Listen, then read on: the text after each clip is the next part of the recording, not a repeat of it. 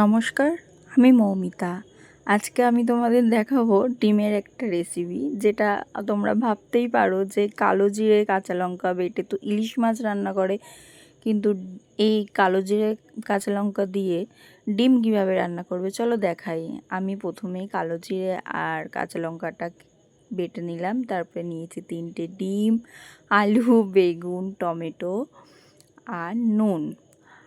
আর এটা হচ্ছে কালো জিরে কাঁচা লঙ্কা বাটা আর সামান্য হলুদ। তোমরা এবার ভাবতেই পারো যে জীবনে কোনো দিন তো ডিম এভাবে খাইনি, কিন্তু আমি যেটা করি একভাবে তো ডিম খেতে ভালো লাগে না, তার জন্য নানান রকম করে করি। আর আমার বাড়িতে তো ডিমটা ভীষণ প্রিয়, ভীষণ ভালোবাসে।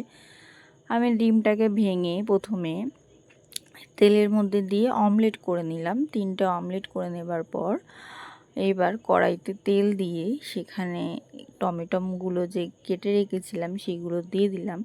হালকা একটু নুন দিয়েছিলাম, সেটা তোমাদের দেখানো হয়নি। নুনটা দেওয়ার ফলে টমেটোটা একটু নরম হয়ে আসে। তার মধ্যে আলু, বেগুন আর দিয়ে একটু হলুদ দিয়ে সেটাকে ভালো করে ভাজা ভাজা করে নিচ্ছিলাম। যতক্ষণ না একটু ভাজা ভাজা হয় ততক্ষণ ভালো লাগবে না। একটু নুন দিয়ে সেটাকে একটু হলুদ দিয়ে ওটাকে একটু ভেজে নিয়েছিলাম। ভাজার পরে আমি কি করেছিলাম, ওই যে বেটে রাখা কাঁচা লঙ্কা, কালো জিরে আর হলুদের পেস্টটা দিয়ে দিয়েছিলাম। দিয়ে ওটাকে আমি কষিয়েছিলাম। কষিয়ে যেই দেখলাম যে জিনিসটা কষে গেছে, তখন তেল ছেড়ে দিয়েছে, তখন আমি কি করলাম, ওটার মধ্যে আমার পরিমাণ মতন যেটুকুনিতে আলুটা গলতে পারে একটু বেশি মতন জল দিতে হবে, যেহেতু ডিমের অমলেটগুলো এর মধ্যে দেব, সেহেতু পরিমাণ মতন জল দিলাম, নুন দিয়েছিলাম। এবার তোমরা যদি হালকা মিষ্টি খেতে চাও, অনেকেই মিষ্টি পছন্দ করো, আমি আবার মিষ্টিটা বেশি পছন্দ করি না। তা জলটা ফুটে গেলে আমি একটু দেখে চেক করে নিয়েছিলাম যে আলুটা গলেছে কিনা, তারপরে ডিমগুলোর মধ্যে দিয়ে দিয়েছিলাম।